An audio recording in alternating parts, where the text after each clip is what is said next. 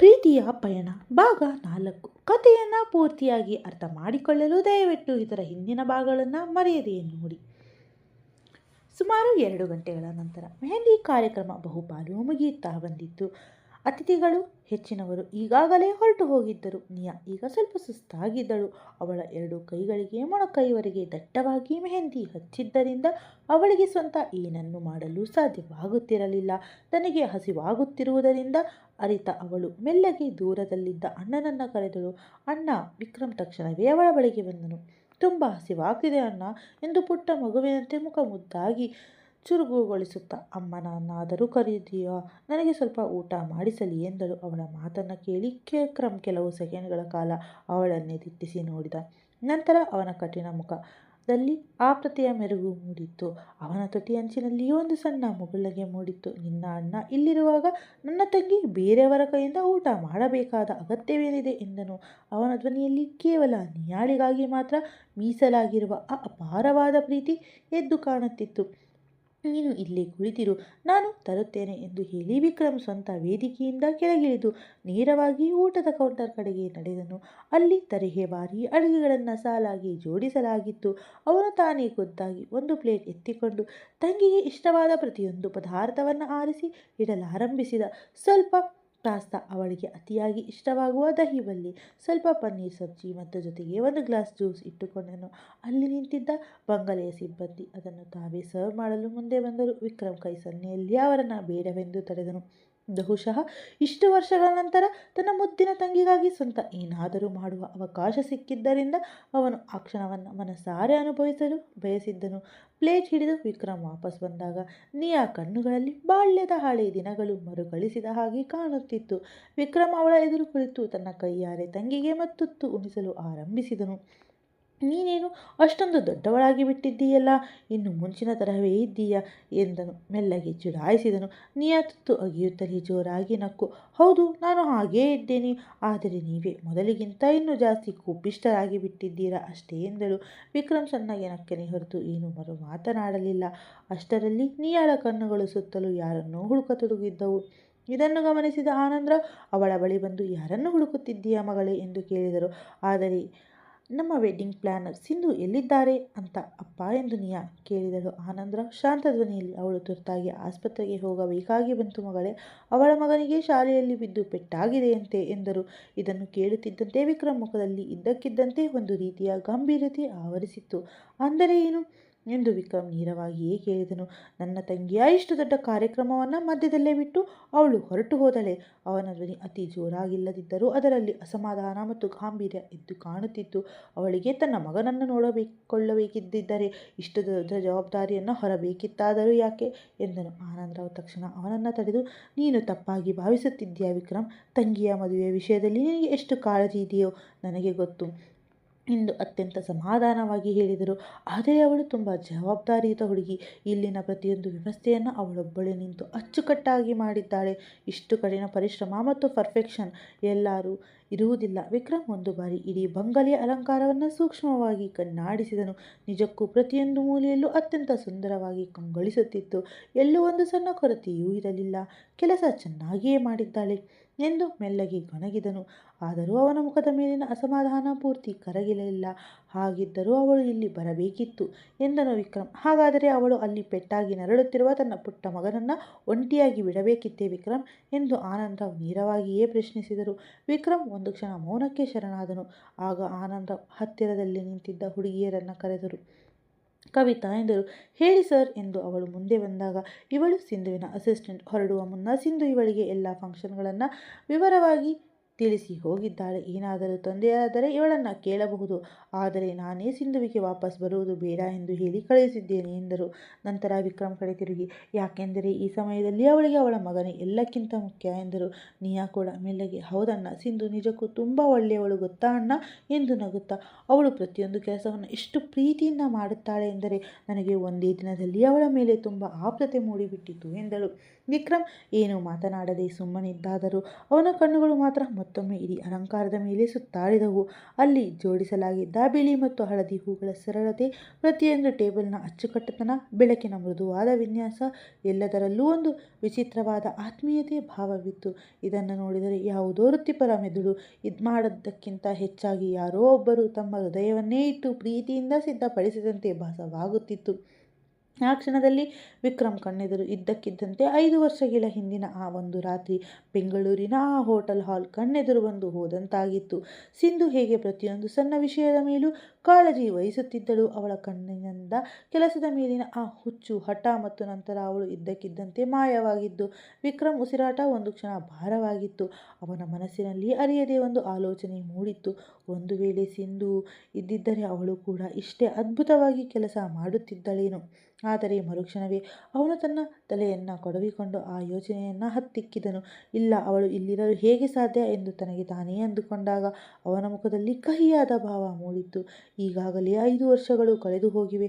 ಪ್ರಪಂಚದ ಮೂಲೆ ಮೂಲೆಯಲ್ಲೂ ಅವಳನ್ನು ಹುಡುಕಲು ಪ್ರಯತ್ನಿಸಿ ಅವಳು ಎಲ್ಲೂ ಸಿಕ್ಕಿರಲಿಲ್ಲ. ಹಾಗಿರುವಾಗ ಇಂದು ಇದ್ದಕ್ಕಿದ್ದಂತೆ ಈ ಸಣ್ಣ ನಗರದಲ್ಲಿ ಅವಳ ಬಗ್ಗೆ ಯೋಚಿಸುವುದು ಒಂದು ಮೂರ್ಖತನ ಎನಿಸಿತ್ತು. ಅವನು ತನ್ನ ಭಾವನೆಯನ್ನು ನಿಯಂತ್ರಿಸಿಕೊಂಡು ಮತ್ತು ನಿಯಾಳ ಕಡೆ ಗಮನ ಹರಿಸಿದ. ಇನ್ನೊಂದೆಡೆ ಮರುದಿನ ಮುಂಜಾನೆ ಹುಬ್ಬಳ್ಳಿಯ ತಂಪಾದ ಗಾಳಿ ಕಿಟಕಿಯ ಮೂಲಕ ಸಿಂಧುವಿನ ಸಣ್ಣದಾದ ಆದರೆ ನೆಮ್ಮದಿಯ ಗೂಡನ್ನು ಪ್ರವೇಶಿಸುತ್ತಿತ್ತು. ಬೆಳಗ್ಗೆ ಸುಮಾರು 7 ಗಂಟೆಯ ಸಮಯ. ಅಡುಗೆ ಮನೆಯಿಂದ ಬಿಸಿ ಬಿಸಿ ಚಹಾ ಮತ್ತು ಪರೋಟಗಳ ಸುವಾಸನೆ ಹರಡುತ್ತಿತ್ತು. ಸಿಂಧು ತನ್ನ ಕೋಣೆಯ ಮುದ್ದಿದ್ದ ಸಣ್ಣ ಕನ್ನಡಿಯ ಮುಂದೆ ನಿಂತಿದ್ದಳು.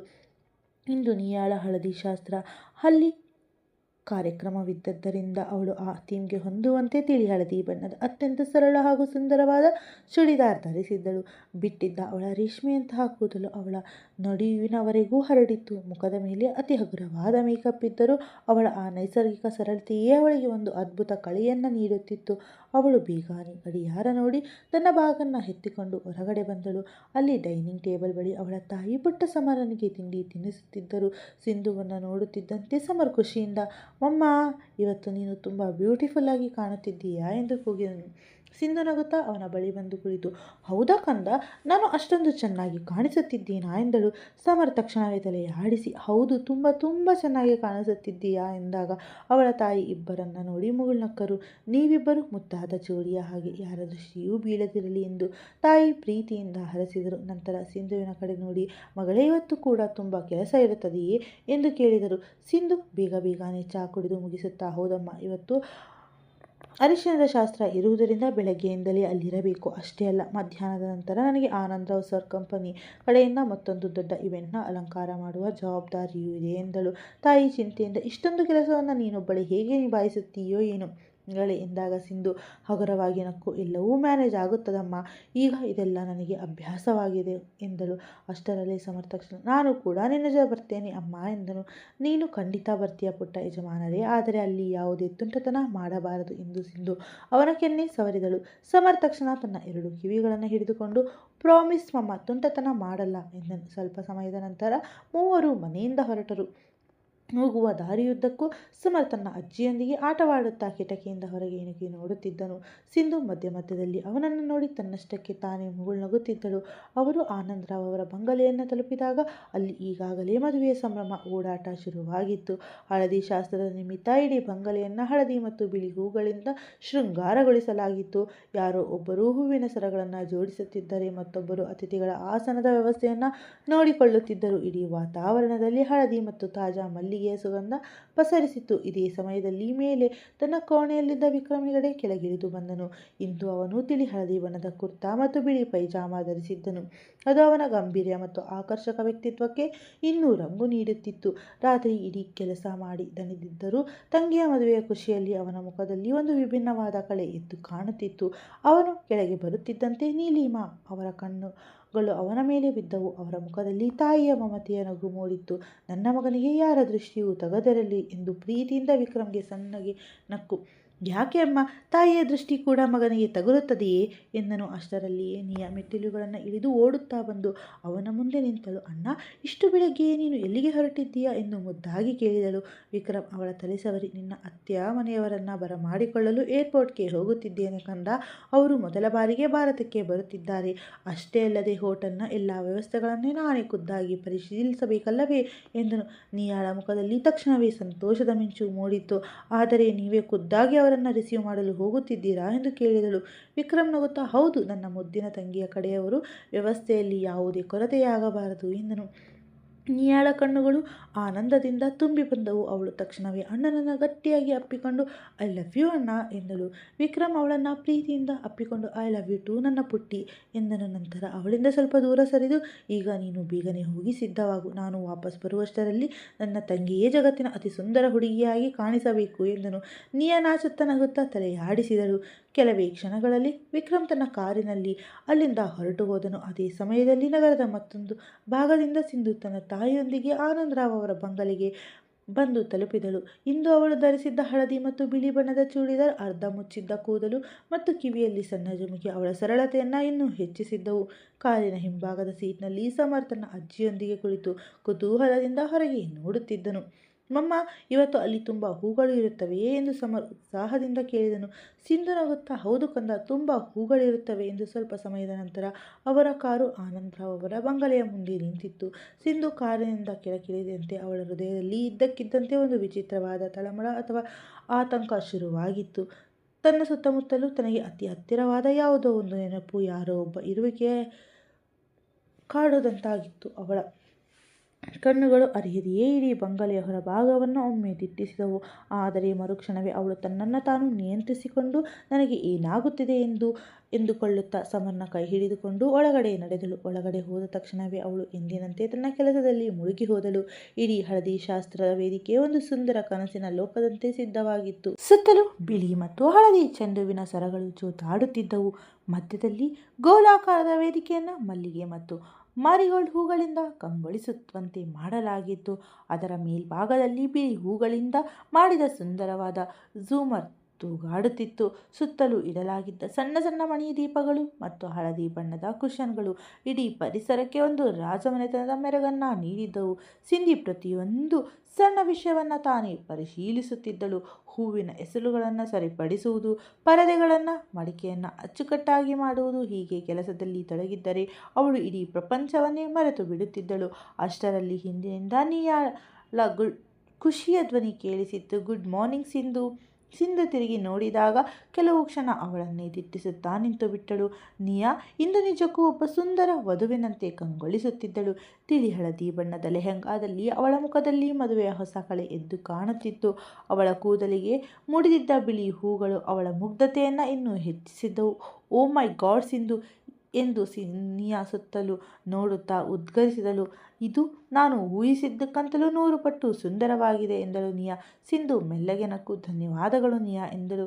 ನಿಯಾ ತಕ್ಷಣ ಅವಳ ಹತ್ತಿರ ಬಂದು, ನಿಯಾ, ನಾನು ನಿನ್ನನ್ನು ನನ್ನ ಅಣ್ಣನಿಗೆ ಪರಿಚಯ ಮಾಡಿಕೊಡಿಸಬೇಕೆಂದಿದ್ದೆ, ಆದರೆ ನೀನು ಸಮರ್ನಿಗೆ ಪೆಟ್ಟಾಗಿದೆ ಅಂತ ತಕ್ಷಣವೇ ಹೊರಟು ಹೋದೆ ಎಂದು ಸ್ವಲ್ಪ ಮುನಿಸಿನಿಂದ ಹೇಳಿದಳು. ಸಮರ್ನ ಹೆಸರು ಕೇಳುತ್ತಿದ್ದಂತೆ ಸಿಂಧುವಿನ ಮುಖ ಮೃದುವಾಯಿತು. ಈಗ ಅವನು ಆರಾಮಾಗಿದ್ದಾನಲ್ಲವೇ? ಹಾಗಾದರೆ ಇವತ್ತಾದರೂ ನನ್ನ ಅಣ್ಣನ ನಿನ್ನನ್ನು ಪರಿಚಯ ಮಾಡಿಸಿಕೊಡುತ್ತೇನೆ ಎಂದು ನಿಯಾ ಸಿಂಧುವನ್ನ ಸಹಜವಾಗಿರಲು ಪ್ರಯತ್ನಿಸುತ್ತಾ ಖಂಡಿತ ಎಂದಳು. ಆದರೆ ಅವಳಿಗೆ ಅರಿಯದೆ ಅವಳ ಹೃದಯದಲ್ಲಿ ಒಂದು ಸಣ್ಣ ನಡುಕ ಅಥವಾ ಗಾಬರಿ ಉಂಟಾಗಿತ್ತು. ನಿಯಾ ತಕ್ಷಣವೇ ನಗುತ್ತಾ, ಆದರೆ ಇವತ್ತು ಅಣ್ಣನಿಗೆ ಎಲ್ಲಿ ಸಮಯವಿದೆ ಹೇಳು? ಬೆಳಗ್ಗೆಯೇ ನನ್ನ ಅತ್ತೆಯ ಮನೆಯವರನ್ನು ಕರೆಯಲು ಏರ್ಪೋರ್ಟ್ಗೆ ಹೋಗಿದ್ದಾನೆ. ಈಗ ಅವರ ಉಪಚಾರದಲ್ಲಿ ಬ್ಯುಸಿಯಾಗಿರುತ್ತಾನೆ ಎಂದಳು. ಹೀಗೆ ಹೇಳುತ್ತಾ ನಿಯಾ ನಗುತ್ತಾ ಸಿಂಧುವಿನೊಂದಿಗೆ ಹೈಫೈ ಮಾಡಿದಳು. ಸಿಂಧು ಕೂಡ ಮುಗುಳ್ನಕ್ಕಳಾದರೂ ಅವಳ ಹೃದಯದ ಬಡಿತ ಮಾತ್ರ ಕೆಲವು ಕ್ಷಣ ಕಾಲ ತೀವ್ರತೆಯಿತ್ತು. ಅಷ್ಟರಲ್ಲೇ ಹಿಂದಿನಿಂದ ಆನಂದರಾವ್ ಅವರ ಧ್ವನಿ ಕೇಳಿಸಿತು. ಸಿಂಧು ಮಗಳೇ. ಸಿಂಧು ತಕ್ಷಣ ಅವರ ಕಡೆ ತಿರುಗಿ, ಹೇಳಿ ಸರ್ ಎಂದಳು. ಆನಂದರಾವ್ ಸ್ವಲ್ಪ ಮುಜುಗರದಿಂದ, ನಿನಗೊಂದು ತುರ್ತು ಕೆಲಸದ ಮೇಲೆ ಹೊರಗೆ ಹೋಗಬೇಕಾಗಿದೆ ಸಿಂಧು. ನಾನು ನಿನಗೆ ಮುಂಚೆಯೇ ಹೇಳಿದ್ದೆ ಅಲ್ವಾ ಎಂದರು. ಹೌದು ಸರ್ ಎಂದಳು ಸಿಂಧು. ಆನಂದರಾವ್ ಮುಂದುವರಿಸಿ, ಈಗ ನಾನೇ ಮಿಸ್ಟರ್ ಸಿಂಘಾನಿಯಾ ಅವರ ಫೋನ್ ಬಂದಿತ್ತು. ಇಂದು ಅವರ 25ನೇ ಮದುವೆ ವಾರ್ಷಿಕೋತ್ಸವ. ಅಲ್ಲಿನ ಅಲಂಕಾರವನ್ನು ನೀನೇ ಮಾಡಿಕೊಡಬೇಕೆಂದು ಅವರು ತುಂಬ ಒತ್ತಾಯಿಸುತ್ತಿದ್ದಾರೆ. ನಾನು ಅವರಿಗೆ ಹೇಳಲು ಪ್ರಯತ್ನಿಸಿದೆ, ನೀನು ಇಲ್ಲಿ ಬ್ಯುಸಿ ಇದ್ದೀಯಾ ಎಂದು. ಆದರೆ ಅವರು ಕೇಳುತ್ತಿಲ್ಲ. ಹಳೆಯ ಸ್ನೇಹಿತರಾದ್ದರಿಂದ ಅವರ ಮಾತನ್ನು ಮೀರಲು ಸಾಧ್ಯವಾಗುತ್ತಿಲ್ಲ ಮಗಳೇ ಎಂದರು. ನಿಯಾ ತಕ್ಷಣ ಬೇಸರದಿಂದ, ಇಲ್ಲ ಅಪ್ಪ, ಸಿಂಧು ಇವತ್ತು ಎಲ್ಲೂ ಹೋಗುವುದಿಲ್ಲ. ಅವಳು ನನ್ನ ಅರಿಶಿನ ಶಾಸ್ತ್ರದ ಫಂಕ್ಷನ್ನಲ್ಲಿ ಇರಲೇಬೇಕು ಎಂದಳು. ಆನಂದರಾವ್ ನಗುತ್ತಾ, ಅಯ್ಯೋ ಮಗಳೇ, ಇನ್ನೂ ಅರಿಶಿನ ಶಾಸ್ತ್ರ ಶುರುವೇ ಆಗಿಲ್ಲ. ಅದಲ್ಲದೆ ನಿನ್ನ ಅಣ್ಣ ಇನ್ನೂ ವರನ ಕಡೆಯವರಿಂದ ಅರಿಶಿನ ತಂದಿಲ್ಲವಲ್ಲ. ಅಲ್ಲಿಯವರೆಗೆ ಶಾಸ್ತ್ರ ಹೇಗೆ ಆರಂಭವಾಗುತ್ತದೆ ಎಂದು ಪ್ರೀತಿಯಿಂದ ಸಮಾಧಾನಪಡಿಸಿದರು. ನಿಯಾ ಸ್ವಲ್ಪ ಶಾಂತಳಾದರು. ಮುಖ ಚುರುಕುಗೊಳಿಸಿ, ಆದರೆ ಬೇಗ ವಾಪಸ್ ಬರಬೇಕು ಸಿಂಧು ಎಂದಳು. ಸಿಂಧು ಮೆಲ್ಲಗೆ ನಕ್ಕು, ಖಂಡಿತವಾಗಿ ಬೇಗ ಬರುತ್ತೇನೆ ನಿಯಾ ಎಂದು ಅವಳ ಕೈ ಹಿಡಿದು ಹೇಳಿದಳು. ನಂತರ ಅವಳು ಇಡೀ ಹಳದಿ ಫಂಕ್ಷನ್ನ ಸೆಟ್ಟನ್ನು ಮತ್ತೊಮ್ಮೆ ನೋಡಿಕೊಂಡಳು. ಎಲ್ಲವೂ ಪರ್ಫೆಕ್ಟ್ ಆಗಿತ್ತು. ಆದರೂ ಅವಳ ಮನಸ್ಸಿನಲ್ಲಿದ್ದ ಆ ವಿಚಿತ್ರವಾದ ತಳಮಳ ಮಾತ್ರ ಪೂರ್ತಿಯಾಗಿ ಹೋಗಿರಲಿಲ್ಲ. ವಿಧಿ ತನ್ನನ್ನು ಪದೇ ಪದೇ ಯಾವ ವ್ಯಕ್ತಿಯಿಂದ ದೂರವಿರಲು 5 ವರ್ಷಗಳ ಹಿಂದೆ ನಾನು ಇಡೀ ಬೆಂಗಳೂರನ್ನೇ ಬಿಟ್ಟು ಬಂದಿದ್ದಳು. ಅದೇ ವ್ಯಕ್ತಿಯ ಹತ್ತಿರಕ್ಕೆ ತರುತ್ತಿದೆ ಎಂಬ ಸಣ್ಣ ಸುಳಿವು ಅವಳಿಗೆ ಇರಲಿಲ್ಲ. ಒಂದು ವೇಳೆ ಅವಳು ಅಲ್ಲಿ ಇನ್ನೂ ಸ್ವಲ್ಪ ಸಮಯ ಇದ್ದಿದ್ದರೆ ಬಹುಶಃ ಅವಳ ಇಡೀ ಬದುಕು ಹಿಂದೆ ಬದಲಾಗಿ ಬಿಡುತ್ತಿತ್ತೇನೋ. ಸಿಂಧು ಬೇಗನೆ ತನ್ನ ಪರ್ಸ್ ಮತ್ತು ಅಗತ್ಯವಾದ ಫೈಲ್ಗಳನ್ನು ಬ್ಯಾಗಿನಲ್ಲಿ ಇಟ್ಟುಕೊಳ್ಳುತ್ತಿದ್ದಳು. ಅವಳ ಮುಖದಲ್ಲಿ ಸಣ್ಣದೊಂದು ಬೇಸರವಿತ್ತು, ಏಕೆಂದರೆ ಅವಳಿಗೆ ನಿಯಾಳ ಹಳದಿ ಶಾಸ್ತ್ರದಲ್ಲಿ ಬಿಟ್ಟು ಹೋಗಲು ಮನಸ್ಸಿರಲಿಲ್ಲ. ಆದರೆ ಕೆಲಸವು ಅಷ್ಟೇ ಮುಖ್ಯವಾಗಿತ್ತು. ಅವಳು ಹೋಗುವ ಮುನ್ನ ಮತ್ತೊಮ್ಮೆ ಇಡೀ ಫಂಕ್ಷನ್ನ ಏರಿಯಾವನ್ನು ಕಣ್ಣಾರೆ ನೋಡಿದಳು. ಹಳದಿ ಹೂಗಳಿಂದ ಕಣ್ಗೊಳಿಸುತ್ತಿದ್ದ ಆ ಅಂಗಳ ನಿಜಕ್ಕೂ ಒಂದು ಸುಂದರವಾದ ಲೋಕದಂತೆ ಕಾಣುತ್ತಿತ್ತು. ಪ್ರತಿಯೊಂದು ಮೂಲೆಯಲ್ಲೂ ಅವಳ ಶ್ರದ್ಧೆ ಎದ್ದು ಕಾಣುತ್ತಿತ್ತು. ಅಷ್ಟರಲ್ಲಿ ಸಮರ್ ಓಡುತ್ತಾ ಬಂದು ಅವಳ ಕಾಲಿಗೆ ಅಪ್ಪಿಕೊಂಡು, ಮಮ್ಮ, ನೀನು ಇವತ್ತು ಎಲ್ಲೋ ಹೋಗುತ್ತಿದ್ದೀಯಾ ಎಂದು ಮುಗ್ಧತೆಯಿಂದ ಕೇಳಿದನು.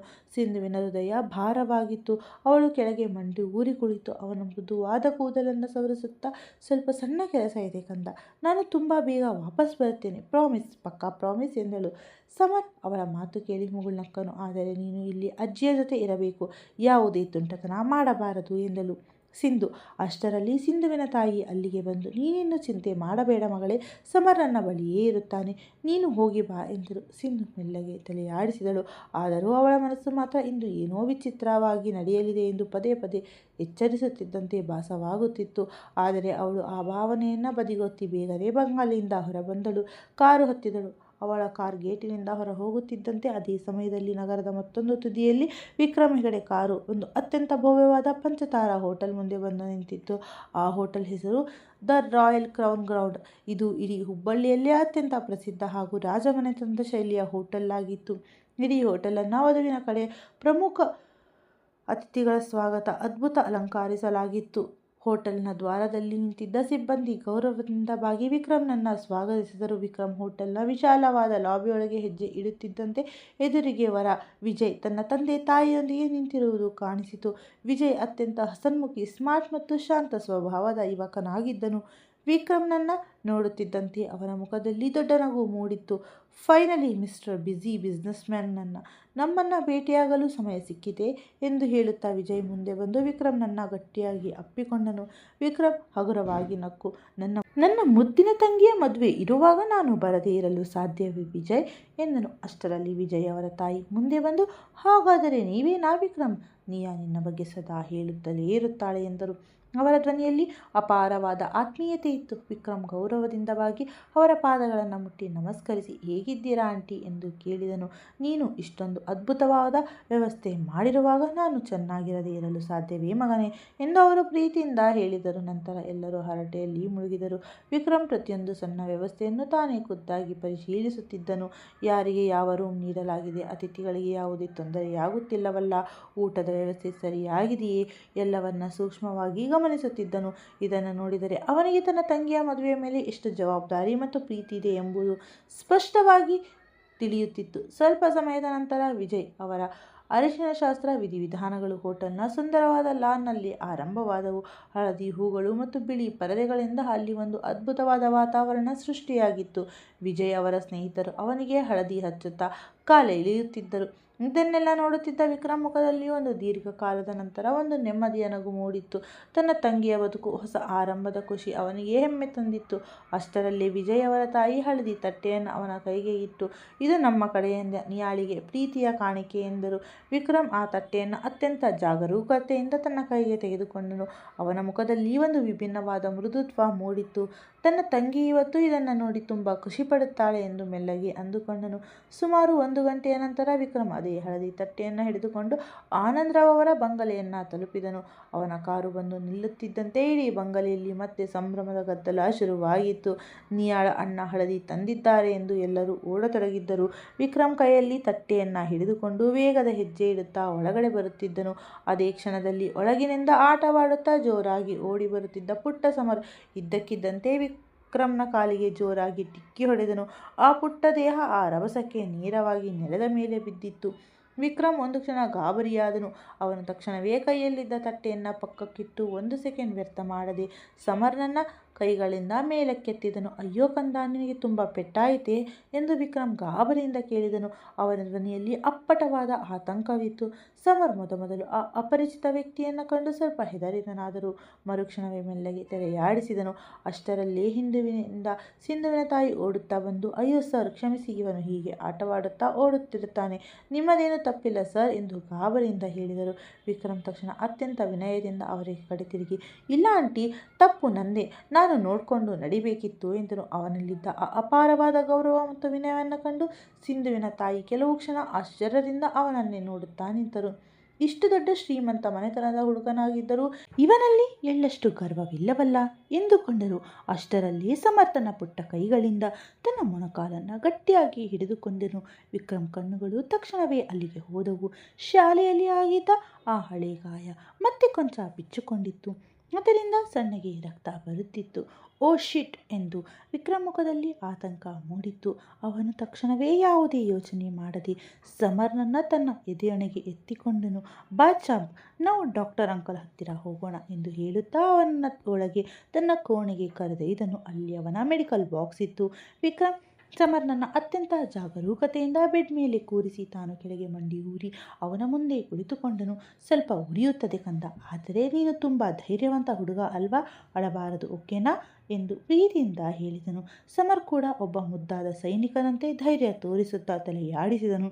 ವಿಕ್ರಮ್ ಮೆಲ್ಲಗೆ ನಕ್ಕು ಹತ್ತಿಯಿಂದ ಅವನ ಗಾಯವನ್ನು ಅತ್ಯಂತ ಮೃದುವಾಗಿ ಸ್ವಚ್ಛಗೊಳಿಸಲು ಆರಂಭಿಸಿದನು. ಮಗುವಿಗೆ ಉರಿಯಬಾರದೆಂದು ಮಧ್ಯ ಮಧ್ಯದಲ್ಲಿ ಗಾಯಕ್ಕೆ ತನ್ನ ಬಾಯಿಯಿಂದ ಮೆಲ್ಲಗೆ ಊದುತ್ತಿದ್ದನು. ಸಮರ್ ಕಣ್ಣುರೆಪ್ಪೆ ಮುಚ್ಚದೆಯೇ ವಿಕ್ರಮ್ನನ್ನೇ ನೋಡುತ್ತಿದ್ದನು. ಅವನ ಪುಟ್ಟ ಮನಸ್ಸಿನಲ್ಲಿ ಆ ಅಪರಿಚಿತ ವ್ಯಕ್ತಿಯ ಮೇಲೆ ಒಮ್ಮೆ ಅಂತಹದ್ದೊಂದು ನಂಬಿಕೆ ಮತ್ತು ಆಪ್ತತೆ ಮೂಡಿತ್ತು. ಅದನ್ನು ಸಾಮಾನ್ಯವಾಗಿ ಮಕ್ಕಳು ತಮ್ಮ ತಂದೆಯ ಬಳಿ ಮಾತ್ರ ಅನುಭವಿಸುತ್ತಾರೆ. ನೀವು ಡಾಕ್ಟರಾ ಸರ್ ಎಂದು ಸಮರ್ ತನ್ನ ಮುಗ್ಧ ಧ್ವನಿಯಲ್ಲಿ ಕೇಳಿದನು. ವಿಕ್ರಮ್ ಜೋರಾಗಿ ನಕ್ಕು, ಇಲ್ಲ ಕಂದ, ನಾನು ಡಾಕ್ಟರ್ ಅಲ್ಲ, ಆದರೆ ನನ್ನವರನ್ನು ಹೇಗೆ ಜೋಪಾನ ಮಾಡಬೇಕೆಂದು ನನಗೆ ಚೆನ್ನಾಗಿ ಗೊತ್ತು ಎಂದು ಹೇಳುತ್ತಾ ಅವನ ಮೊಣಕಾಲಿಗೆ ಅತ್ಯಂತ ಅಚ್ಚುಕಟ್ಟಾಗಿ ಒಂದು ಸಣ್ಣ ಬ್ಯಾಂಡೇಜ್ ಹಾಕಿದನು. ಇಷ್ಟೇನಾ, ಇಷ್ಟು ಬೇಗ ಮುಗಿದು ಹೋಯಿತಾ ಎಂದು ಸಮರ್ ಆಶ್ಚರ್ಯದಿಂದ ಕೇಳಿದಾಗ, ಯಾಕೆ, ನಿನಗೆ ಇನ್ನೂ ಜಾಸ್ತಿ ನೋವಾಗಬೇಕಿತ್ತೇ ಎಂದು ವಿಕ್ರಮ್ ತಮಾಷೆ ಮಾಡಿದನು. ಸಮರ್ ಅದಕ್ಕೆ ಖುಷಿಯಿಂದ ಕಿಲಕಿಲನೆ ನಕ್ಕನು. ಅಷ್ಟರಲ್ಲೇ ಹೊರಗಡೆಯಿಂದ ಪುರೋಹಿತರ ಧ್ವನಿ ಕೇಳಿಸಿತು. ಹಳದಿ ಶಾಸ್ತ್ರದ ಶುಭ ಮುಹೂರ್ತ ಸಮಯವಾಗುತ್ತಿದೆ, ವಧುವಿಗೆ ಹಳದಿ ಹಚ್ಚಲು ಎಲ್ಲರೂ ಸಿದ್ಧರಾಗಿ ಕೆಳಗೆ ಕುಳಿತಿದ್ದವರೆಲ್ಲರೂ ನಿಯಾಳನ್ನು ನೋಡುತ್ತಿದ್ದರು. ಆದರೆ ನಿಯಾಳ ಕಣ್ಣುಗಳು ಮಾತ್ರ ಬಾಗಿಲ ಕಡೆಯೇ ಇದ್ದವು. ಅಪ್ಪ, ಸಿಂಧು ಇನ್ನೂ ಬರಲಿಲ್ಲವೇ ಎಂದು ಕೇಳಿದಾಗ ಆನಂದರಾವ್ ತಕ್ಷಣ ಫೋನ್ ತೆಗೆದು ಸಿಂಧುವಿಗೆ ಕಾಲ್ ಮಾಡಿದರು. ಇನ್ನೊಂದೆಡೆ ಸಿಂಧು ತಾನು ಹೋಗಿದ್ದ ಇವೆಂಟ್ನಲ್ಲಿ ಅಲಂಕಾರಕ್ಕೆ ಅಂತಿಮ ಸ್ಪರ್ಶ ನೀಡುತ್ತಿದ್ದಳು. ಹೇಳಿ ಸರ್ ಎಂದರು. ಸಿಂಧು ಫೋನ್ ರಿಸೀವ್ ಮಾಡಿ, ಮಗಳೇ, ಇಲ್ಲಿ ಮುಹೂರ್ತದ ಸಮಯವಾಗುತ್ತಿದೆ ಎಂದರು ಆನಂದರಾವ್. ಸಿಂಧು ಸ್ವಲ್ಪ ಕಂಗಾಲಾಗಿ, ಸರ್, ಇನ್ನು ಕೆಲವು ಅರ್ಧ ಗಂಟೆ ಅಷ್ಟೇ, ಇಲ್ಲಿನ ಕೆಲಸ ಮುಗಿಯುತ್ತಿದೆ, ಎಂದಳು. ಆನಂದರಾವ್ ಬೇಸರದಿಂದ ಕುಳಿತಿದ್ದ ನಿಯಾಳನ್ನು ನೋಡಿ, ಸರಿ ಮಗಳೇ, ನೀನು ನಿಧಾನಕ್ಕೆ ಬಾ, ನಾವು ಇಲ್ಲಿ ಶಾಸ್ತ್ರ ಆರಂಭಿಸುತ್ತಿದ್ದೇವೆ, ಇಲ್ಲದಿದ್ದರೆ ಮುಹೂರ್ತ ಮೀರಿ ಹೋಗುತ್ತದೆ ಎಂದು ಕಾಲ್ ಕಟ್ ಮಾಡಿದರು. ಪಕ್ಕದಲ್ಲಿ ನಿಂತಿದ್ದ ವಿಕ್ರಮ್, ಯಾರ ಫೋನ್ ಪಾಪ ಎಂದು ಕೇಳಿದನು. ಆನಂದರಾವ್ ಸಹಜವಾಗಿಯೇ, ಅದೇ ನಮ್ಮ ವೆಡ್ಡಿಂಗ್ ಪ್ಲಾನರ್ ಸಮರ್ ನ ತಾಯಿ ಎಂದರು. ವಿಕ್ರಮ್ ನ ಗಮನ ತಕ್ಷಣವೇ ತನ್ನ ಮಡಿಲಲ್ಲಿ ಕುಳಿತ ತನ್ನ ಶರ್ಟ್ ಗುಂಡಿಯೊಂದಿಗೆ ಆಟವಾಡುತ್ತಿದ್ದ ಆ ಪುಟ್ಟ ಮಗುವಿನ ಕಡೆಗೆ ಹೋಯಿತು. ಇವನೇನಾ ಆ ಮಗು ಎಂದು ವಿಕ್ರಮ್ ಕೇಳಿದನು. ಹೌದು, ಇವನಿಗೆ ಪೆಟ್ಟಾಗಿದ್ದರಿಂದಲೇ ನಿನ್ನೆ ಅವಳು ಅರ್ಧದಲ್ಲಿ ಹೋಗಬೇಕಾಗಿ ಬಂದಿದ್ದು ಎಂದು ಆನಂದರಾವ್ ನಗುತ್ತಾ ಹೇಳಿದರು. ವಿಕ್ರಮ್ ಕೆಲವು ಕ್ಷಣ ಕಾಲ ಸಮರ್ನನ್ನೇ ಮೌನವಾಗಿ ದಿಟ್ಟಿಸಿದನು. ಆ ಮಗುವಿನ ದೊಡ್ಡ ದೊಡ್ಡ ಕಣ್ಣುಗಳು ಅಪ್ರತಿಮ ಮುಗ್ಧತೆ ಇತ್ತು. ವಿಕ್ರಮ್ ಮುಖದಲ್ಲಿ ತನಗೆ ಅರಿಯದೇ ಒಂದು ದಟ್ಟವಾದ ವಾತ್ಸಲ್ಯ ಮೂಡಿತ್ತು. ಅವನು ಮೆಲ್ಲನೆ ಬಾಗಿ ಸಮರ್ನ ಕೆನ್ನೆಗೆ ಮುತ್ತಿಟ್ಟು, ಎಷ್ಟು ಮುದ್ದಾದ ಮಗು ಎಂದು ಅತ್ಯಂತ ಭಾವುಕ ಧ್ವನಿಯಲ್ಲಿ ಹೇಳಿದನು. ಇಂತಹ ಮಗುವಿಗಾಗಿ ಯಾರಾದರೂ ತಮ್ಮ ಕೆಲಸವನ್ನು ಬಿಟ್ಟು ಓಡಿ ಬರುವುದು ಸಹಜವೇ ಎಂದನು. ನಂತರ ಮುಗುಳ್ನಗುತ್ತಾ, ಆದರೆ ಆ ವೆಡ್ಡಿಂಗ್ ಪ್ಲಾನರ್ ಇವನ ತಾಯಿಯೇನಾ ಎಂದು ಕೇಳಿದನು. ಆನಂದರಾವ್ ತಲೆಯಾಡಿಸಿ, ಹೌದು, ಅವಳು ತುಂಬ ಶ್ರೇಷ್ಠ ತಾಯಿ ಎಂದರು. ವಿಕ್ರಮ್ ಕಣ್ಣುಗಳು ಮತ್ತೆ ಸಮರ್ನ ಮೇಲೆಯೇ ನೆಟ್ಟವು. ಕಾರಣವೇನೆಂದು ತಿಳಿಯದ್ದು ಆ ಪುಟ್ಟ ಕಂದನ ಮೇಲೆ ಅವನಿಗೆ ಜನ್ಮ ಜನ್ಮಾಂತರದ ನಂಟು ಇದ್ದಂತೆ ಭಾಸವಾಗುತ್ತಿತ್ತು. ತಾನು ತನ್ನ ಮಡಿಲಲ್ಲಿ ಎತ್ತಿ ಕುಳಿತುಕೊಂಡಿರುವ ಈ ಮಗು ತನ್ನದೇ ಬದುಕಿನ ಅತ್ಯಂತ ಅಮೂಲ್ಯವಾದ ಭಾಗ ಎಂಬ ಸಣ್ಣ ಸುಳಿವು ಆ ಕೋಟ್ಯಾಧಿಪತಿ ಉದ್ಯಮಿಗೆ ಇರಲೇ ಇಲ್ಲ. ಕೊನೆಗೂ ಹಳದಿ ಶಾಸ್ತ್ರದ ವಿಧಿವಿಧಾನಗಳು ಅದ್ದೂರಿಯಾಗಿ ಆರಂಭವಾದವು. ಇಡೀ ಅಂಗಳದಲ್ಲಿ ಡೋಲಿನ ಸದ್ದು ಮತ್ತು ಮುತ್ತೈದೆಯರ ನಗುವಿನ ಧ್ವನಿ ಮೊಳಗುತ್ತಿತ್ತು. ಹಳದಿ ಹೂಗಳಿಂದ ಶೃಂಗರಿಸಲ್ಪಟ್ಟಿದ್ದ ವಿಶಾಲವಾದ ಅಂಗಳ ನಿಜಕ್ಕೂ ಒಂದು ಸ್ವರ್ಗದಂತೆ ಕಾಣುತ್ತಿತ್ತು. ಮಧ್ಯದ ಆಸನದಲ್ಲಿ ನಿಯಾ ಕುಳಿತಿದ್ದಳು. ಅವಳ ಮುಖದಲ್ಲಿ ವಧುವಿನ ಆ ನೈಸರ್ಗಿಕ ಕಳೆ ಎದ್ದು ಕಾಣುತ್ತಿತ್ತು. ನಿನ್ನೆ ಹಚ್ಚಿದ್ದ ಮೆಹಂದಿ ಇಂದು ತನ್ನ ದಟ್ಟವಾಗಿನ ಕೆಂಪಾಗಿತ್ತು. ಅದರ ಜೊತೆಗೆ ಇಂದು ಹಚ್ಚುತ್ತಿರುವ ಹಳದಿ ಅವಳ ಸೌಂದರ್ಯವನ್ನು ಇನ್ನೂ ದ್ವಿಗುಣಗೊಳಿಸುತ್ತಿತ್ತು. ಅಷ್ಟರಲ್ಲೇ ಪುರೋಹಿತರು ನಗುತ್ತಾ, ಈ ವಧುವಿನ ಅಣ್ಣ ಬಂದು ಮೊದಲು ಹಳದಿ ಹಚ್ಚಬೇಕು ಎಂದರು. ಎಲ್ಲರ ಕಣ್ಣುಗಳು ಒಮ್ಮೆಗೆ ವಿಕ್ರಮ್ ಕಡೆಗೆ ತಿರುಗಿದವು. ವಿಕ್ರಮ್ ಕೆಲವು ಕ್ಷಣ ಕಾಲ ತನ್ನ ತಂಗಿಯನ್ನೇ ಪ್ರೀತಿಯಿಂದ ನೋಡಿದನು. ಅವನ ಮುಖದಲ್ಲಿ ಇಡೀ ಜಗತ್ತಿನಲ್ಲಿ ಕೇವಲ ನಿಯಾಳಿಗಾಗಿ ಮಾತ್ರ ಇರುವ ಆ ಮೃದುವಾದ ಭಾವ ಮೂಡಿತ್ತು. ಅವನು ಮೊದಲಿಗೆ ಮೆಲ್ಲಗೆ ತನ್ನ ಬೆರಳುಗಳಿಂದ ಹಳದಿಯನ್ನು ತೆಗೆದುಕೊಂಡು ಅತ್ಯಂತ ಪ್ರೀತಿಯಿಂದ ನಿಯಾಳ ಕೆನ್ನೆಗಳಿಗೆ ಹಚ್ಚಿದನು. ಯಾವಾಗಲೂ ಖುಷಿಯಾಗಿರು ನನ್ನ ಪುಟ್ಟಿ ಎಂದನು ಅತ್ಯಂತ ಗಂಭೀರ ಹಾಗೂ ಭಾವುಕ ಧ್ವನಿಯಲ್ಲಿ. ಅವನ ಧ್ವನಿಯಲ್ಲಿದ್ದ ಆ ಅಪಾರವಾದ ಪ್ರೀತಿಯನ್ನು ಕಂಡು ನಿಯಾಳ ಕಣ್ಣುಗಳು ತಕ್ಷಣವೇ ತುಂಬಿ ಬಂದವು. ಅಣ್ಣ, ಅವಳಿಗೆ ಅದಕ್ಕಿಂತ ಹೆಚ್ಚು ಏನು ಮಾತನಾಡಲು ಸಾಧ್ಯವಾಗಲೇ ಇಲ್ಲ. ವಿಕ್ರಮ್ ಸಣ್ಣಗೆ ನಕ್ಕು ಅವಳ ತಲೆಯನ್ನು ಸವರಿ, ಅಳಬಾರದು ಕಂದ, ಅತ್ತರೆ ನಿನ್ನ ಮೇಕಪ್ ಎಲ್ಲ ಹಾಳಾಗಿ ಹೋಗುತ್ತದೆ ಎಂದು ಪುಟ್ಟ ಮಗುವಿಗೆ ಹೇಳುವಂತೆ ಸಮಾಧಾನ ಪಡಿಸಿದನು. ಇದನ್ನು ಕೇಳಿ ಸುತ್ತಲೂ ನಿಂತಿದ್ದವರೆಲ್ಲ ಜೋರಾಗಿ ನಕ್ಕರು. ಆದರೆ ನಿಯಾಳಿಗೆ ತನ್ನ ಭಾವನೆಗಳನ್ನು ತಡೆದುಕೊಳ್ಳಲು ಸಾಧ್ಯವಾಗುತ್ತಿರಲಿಲ್ಲ. ಅವಳು ತಕ್ಷಣವೇ ವಿಕ್ರಮ್ನ ಕೈಯನ್ನು ಗಟ್ಟಿಯಾಗಿ ಹಿಡಿದುಕೊಂಡು, ಒಂದು ವೇಳೆ ನೀನು ನನ್ನ ಜೊತೆ ಇರದಿದ್ದರೆ ನನ್ನ ಬದುಕು ಏನಾಗುತ್ತಿತ್ತೋ ಏನೋ ಅಣ್ಣ ಎಂದು ಗದ್ಗದಿತ ಧ್ವನಿಯಲ್ಲಿ ಹೇಳಿದಳು. ವಿಕ್ರಮ್ ಕಣ್ಣುಗಳು ಕೂಡ ಕೊಂಚ ತೀವ್ರವಾದವು. ಅವನು ತಕ್ಷಣ ಅವಳ ಮುಖವನ್ನು ಮೇಲಕ್ಕೆತ್ತಿ, ಹುಚ್ಚು ಹುಡುಗಿ, ನಿನ್ನ ಅಣ್ಣ ಸದಾ ನಿನ್ನ ಜೊತೆಯೇ ಇರುತ್ತಾನೆ ಎಂದನು ಪ್ರೀತಿಯಿಂದ. ಅಷ್ಟರಲ್ಲೇ ಹಿನ್ನೆಲೆಯಲ್ಲಿ ಡೋಲುಗಳ ಸದ್ದು ಇನ್ನೂ ಜೋರಾಯಿತು ಮತ್ತು ಯಾರೋ ಒಬ್ಬ ಪ್ರಸಿದ್ಧವಾದ ಆ ಅಣ್ಣ ತಂಗಿಯರ ಬಾಂಧವ್ಯದ ಹಾಡನ್ನು ಪ್ಲೇ ಮಾಡಿದರು. ಫೂಲೋಂ ಕಾ ತಾರೋಂ ಕಾ ಸಬ್ಕಾ ಕೆಹನಾ ಹೈ, ಏಕ್ ಹಜಾರೋಂ ಮೇ ಮೇರಿ ಬೆಹನಾ ಹೈ. ಇಡೀ ವಾತಾವರಣ ಒಮ್ಮೆಗೆ ಅತ್ಯಂತ ಭಾವುಕತೆಯಿಂದ ತುಂಬಿ ಹೋಗಿತ್ತು. ನಿಯಾ ನಗುತ್ತಾ ಎದ್ದು ನಿಂತು ವಿಕ್ರಮ್ನ ಕೈ ಹಿಡಿದು ಎಳೆಯುತ್ತಳು.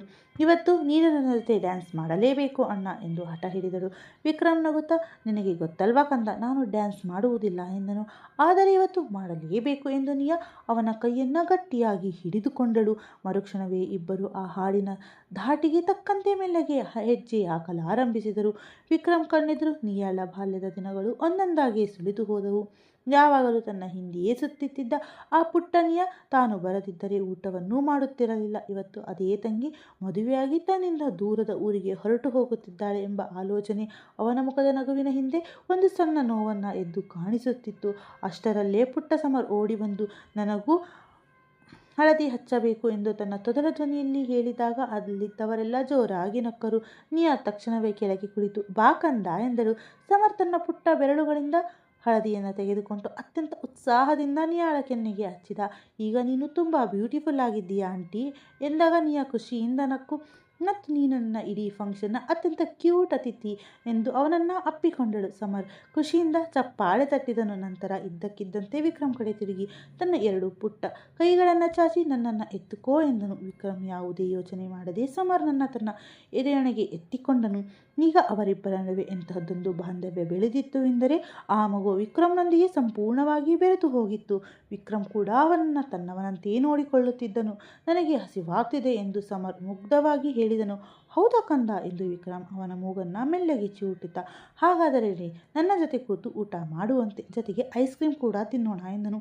ಓ, ನಮ್ಮ ಪುಟ್ಟ ಯಜಮಾನರ ಡಿಮ್ಯಾಂಡ್ಗಳು ತುಂಬ ದೊಡ್ಡದಾಗಿವೆ ಎಂದು ವಿಕ್ರಮ್ ಹೇಳಿದಾಗ ಸಮರ್ ಜೋರಾಗಿ ನಗುತ್ತಾ ತನ್ನ ಎರಡು ಪುಟ್ಟ ಕೈಗಳನ್ನು ವಿಕ್ರಮ್ ಕುತ್ತಿಗೆಗೆ ಬಿಗಿದುಕೊಂಡನು.